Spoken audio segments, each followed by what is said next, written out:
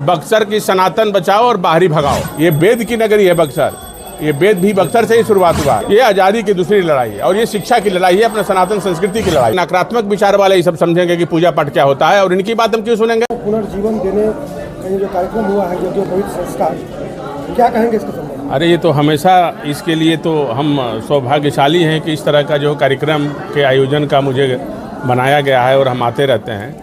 और इस तरह का आयोजन तो हमको लगता है कि हर जगह इस तरह का आयोजन होना चाहिए और ऐसे गुरुकुलम और स्कूल खुलना चाहिए और ऐसे बच्चे का उपनयन और संस्कार होना चाहिए और गांव के हर क्षेत्र में होना चाहिए। जो माँ बच्चे को अपना नहीं करा पाते हैं, हम तो इनसे कहेंगे, हमारे आचार्य जी से, कि आप हर जगह के बच्चों को यहाँ बुलाइए और सबका संस्कार जो है कराने के लिए विश्वामित्र सेना जो है फ्री में सबका खर्चा उठाएगी और सबको ये उपनयन की संस्कार कराएगी और जनेऊ संस्करण कराएगी। सर, संस्कार और संस्कृति की बात आप कह रहे हैं, तो इस तरह से गुरुकुलम को गोद लेना और फिर बच्चों को पढ़ने के लिए या जो भी आवश्यक सुविधाएं हैं देना, ये कितना बेहतर होगा समाज निर्माण में? इस समाज निर्माण में बेहतर होगा कि मील का पत्थर साबित होगा। आज जो भटकाव की तरफ आप जा रहे हैं, उस भटकाव से बचिएगा। और जो आज के समय में, जो आज के डेट में जो परिवर्तन हो रहा है, लोग जो अपने धर्म को छोड़कर दूसरे धर्म में जो जा रहे हैं, इसमें भी आपका जो रुकावट है, इसमें रुकावट मिलेगी और लोगों तक आप पहुँचेंगे। इससे आपको सीधे संस्कार और संस्कृति की आपकी ताकत मिलती है और इसकी पहचान है ये। और ये ऐसे भी बक्सर जो है भगवान राम की धरती है, वामन अवतार की धरती है, ये माता अहिल्या की धरती है, ऐसे ही सनातन की धरती है ये। तो इसीलिए ना हम एक नारा लगा के बीच में बोलना चाह रहे हैं कि बक्सर की सनातन बचाओ और बाहरी भगाओ। लेकिन बहुत सारे पढ़े लिखे लोग कहते हैं कि ये सब ढकोसला है, इससे जॉब नहीं मिलेगा, इससे नौकरी नहीं मिलेगा, इस सबसे लाइफ जो है बर्बाद हो गई। जो ये सब बोलता है ना, वो जो है क्या कर रहा है, उसके बारे में भी आप लोग समझिए को करता क्या है। आज इससे क्या मिलेगा जो ये करता है, जाके पूछिए। जब काशी में जाइए आप, पूजा पाठ और के लिए लोग लाइन लगाते हैं, लोग टाइम नहीं दे पाते हैं पूजा कराने के लिए। अच्छे पंडित नहीं मिल रहे हैं आपको पूजा पाठ कराने के लिए। सनातन के लोग, सनातनी इसकी वैल्यू को समझेंगे ना जी। रोड छाप जो इस तरह के नकारात्मक विचार वाले ये सब समझेंगे कि पूजा पाठ क्या होता है और इनकी बात हम क्यों सुनेंगे।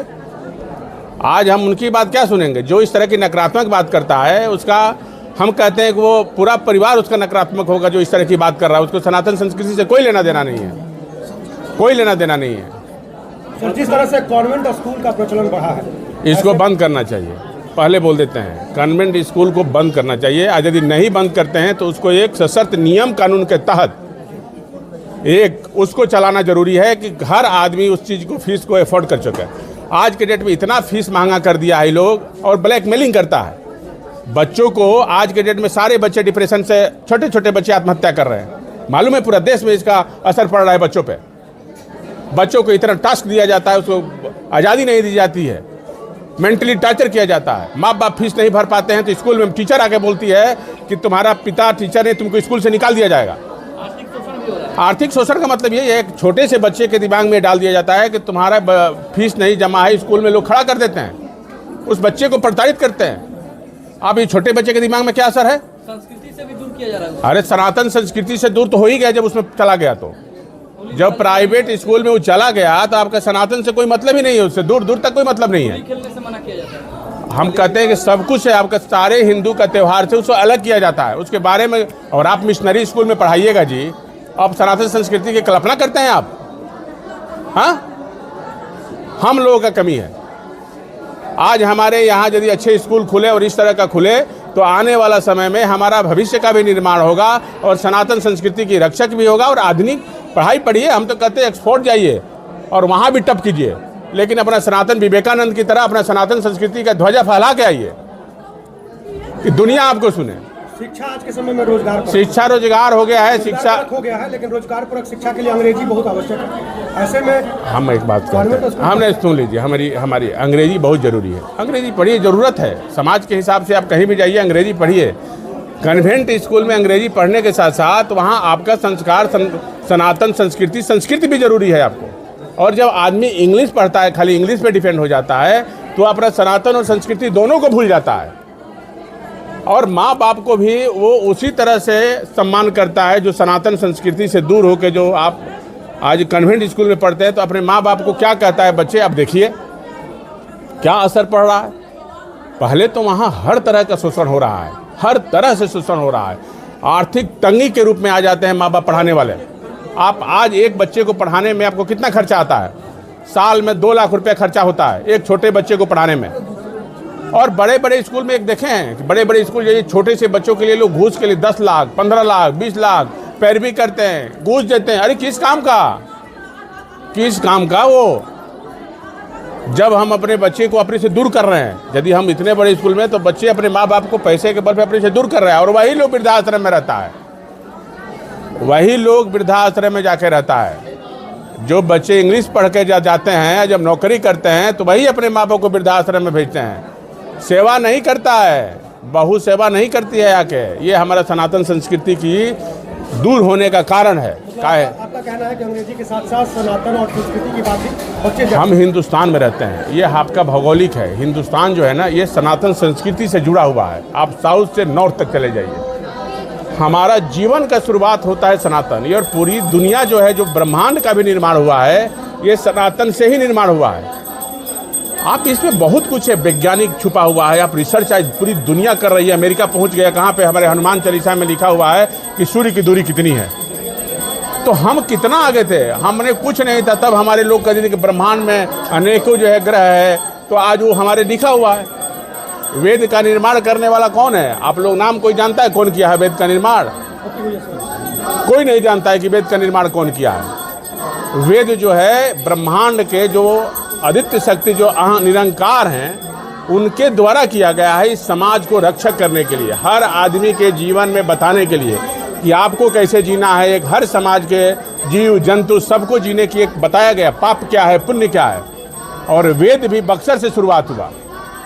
ये वेद की नगरी है बक्सर, ये वेद भी बक्सर से ही शुरुआत हुआ है।